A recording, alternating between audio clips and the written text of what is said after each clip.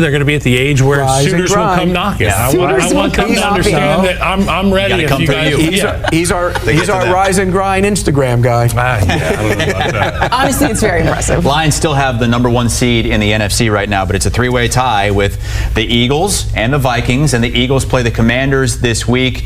Eagles now in play very much so for that top spot if the Lions trip up here because of all those injuries, but this is in D.C., and the Eagles won that first matchup thanks to 20 points in the fourth quarter as they look to extend their longest winning streak in franchise history. I'm going with the Commanders here. I just think this is a great spot for them to show everybody, look, people are counting them out. And we talked about them today. Of the one team that's going to be in the playoffs in the NFC, who don't you think can make the run? And we said, well, all of us said the Commanders. But I think this is a great spot for them. You get the Eagles coming off a physical game against the Steelers, and now they don't have, what are they going to use for motivation since they used it last week with the Brown situation and the quarterback and Hurts and you know what they did? They took that and then they threw them the football the whole time. So it clearly got underneath their skins. There's motivation. The #1 seed in the bye in the NFC. No, I get that, but I'm saying what happened last week got under their skin, and they allowed it to. So they used it as motivation, then they threw them the football a bunch of times. I don't think you can do that every week. I think they come down off of that a little bit. I think Washington plays well. Here's some other motivation. For the next decade, you're going to have to play against this guy, Jaden Daniels. Don't let him get your number early. And one thing that I know for certain is that those fans in Philadelphia, as well as those players in that locker room, did not want to hear about Jaden Daniels and the Commanders early on in the season when they were on that hot streak. And he was Offensive Rookie of the Year. Shoot, he was in the MVP conversation. The Philadelphia Eagles are a complete football team. Defensively, offensively, they play with a chip on their shoulder. I love the Eagles game. Second of all, I have a friend who has a partner that works with the team. We did go sit with the people after that. Aren't you a Cowboys fan? We got to talk about this. Yeah. Not like I thought you were a Cowboys fan until about 10 minutes ago. I saw you in the Eagles beanie. It takes people a while to... people in Texas would get very mad. Okay. I grew up something about them never resonated. Okay. All right. Yeah. But you didn't grow up an Eagles fan. Not until not until they won the Super Bowl. Not until they won the Super Bowl. When Nick Foles won the Super Bowl, Philly special won her over. Yeah, that's what it did. Aren't you ever watching a game and you're like, I'm not really sure who I'm rooting for until you realize you were rooting against a team? That's how it was growing up with the Cowboys. Gotcha. Yeah. Okay. Does that make sense? That's probably why I was a Giants fan, because my parents were Giants fans. But living in Philly, I hated the Eagles because I was a Giants fan. Hated them. Yeah. And I didn't grow up in an NFL family. Okay, that's enough of story time here. What game are we going to next? Giants. Where are we? Giants and Falcons? All right, what about that? Giants and Falcons. Falcons still battling the Bucs for the top spot in that division, trying to make the postseason. Favored by 9.5 here. They are going up against, apparently, your New York Giants. Yeah, they're not my New York Giants. They used to be when I was a football fan. So when did you switch? When I was a fan. I don't root for anybody. He's in the media now. He's a professional, man. Yeah, I don't root for anybody. I don't root for anybody anymore. But I did grow up a Giants fan. They are terrible right now. And did you see the banner flying over the stadium? Get rid of everybody. Malik Neighbors didn't pay for it. No, I know. But this is a team in big trouble. But I'm laying this many points with the Falcons. I can't believe I'm laying this many points with Kirk Cousins. Give me the Giants. If Michael Penix trots out there and is a starting quarterback, I'm going to call our producer Jack and say, can I retroactively change my pick? No, but if I'm it's taking Kirk the Cousins Falcons out there, I'm going to be rolling with the Giants. I'm taking the Falcons with Kirk Cousins. I think Bijan Robinson will have a big day running the football. The Giants are a mess offensively as well. And the one thing that does caution me a little bit here, I told those guys, the interview with Kirk Cousins after the game on Monday night, oh boy, he looked like he had a glazed over look and lost even after a win? It lost his confidence. He was terrible. I'm worried about him. You're worried about the glazed look with Kirk? Yeah. We sometimes get that talking to you. Usually it's before big games or night games or whatever. Well, this is not now really it's after a big game. Claw has come for Kirk. Don't put the claw on me. You got to win this, though, if you're a Falcons fan, to keep hope in that division. And they do have the tiebreaker. If they end up tied, they would end up winning that division. Let's go to the Cardinals and the Panthers. And it was kind of a crash back down to earth for Bryce Young last week in Carolina. And here come the Cards. Still only a game out of first in that division, Pete. Yeah, and look, they regrouped and played well last week. That's a bad Patriots team, and you got to give them credit for staying in it. They're still in the hunt. They lost that game. They're out. Now you got a long trip to go play the Panthers. I just don't think that they should be laying this many points. I'm going to take the Panthers. This is my gut feeling game. I'm just going to go gut feeling. Bryce Young gets back on the horse this week behind that offensive line, has a good week, and I think he goes out there and he outduels Kyler Murray in Carolina, and I think the Panthers go away. And the Cardinals defense is not very good, and I think they've kind of overachieved this year, and at times this offensive line for Carolina, really good group.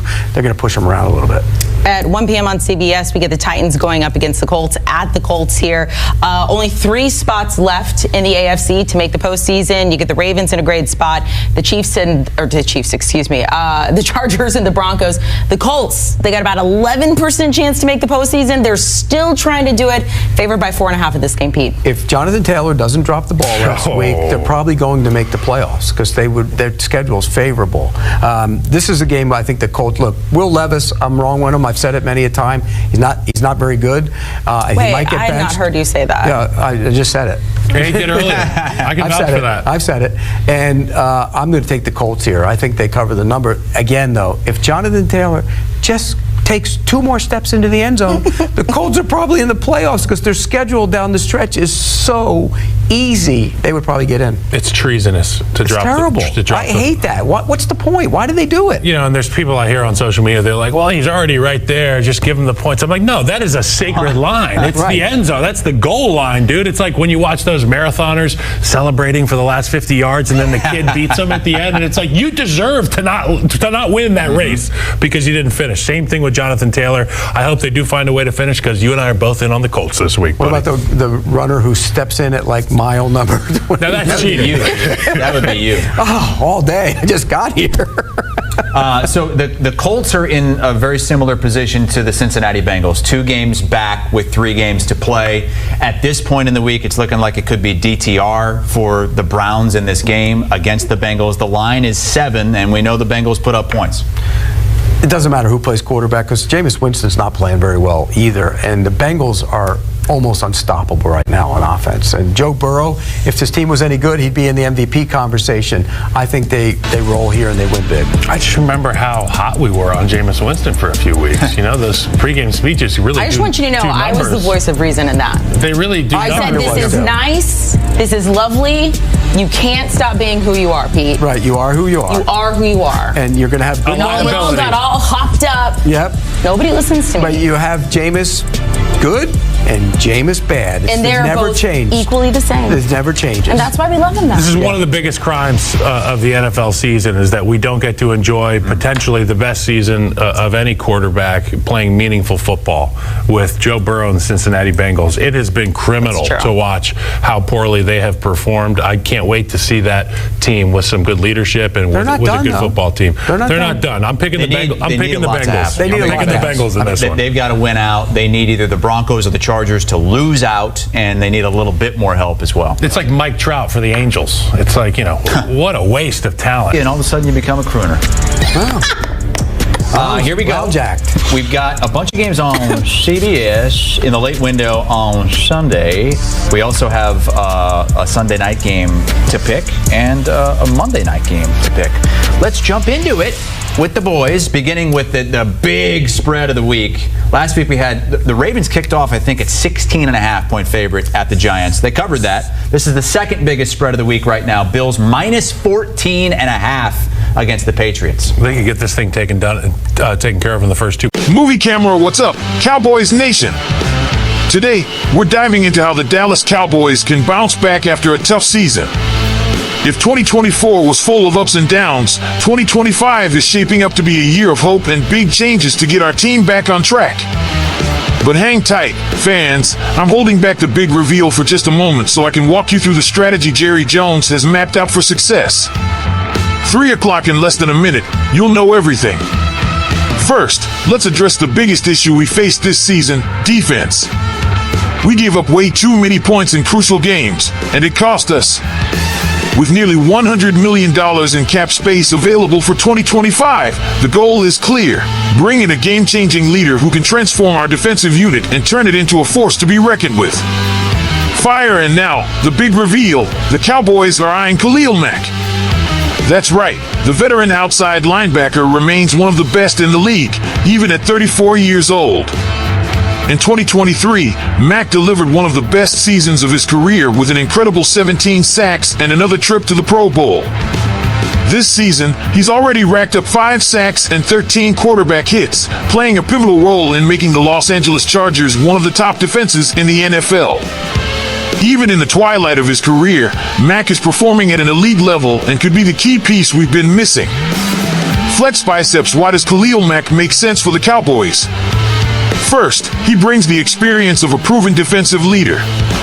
His ability to pressure quarterbacks and stop the run would perfectly complement players like Micah Parsons and DeMarcus Lawrence.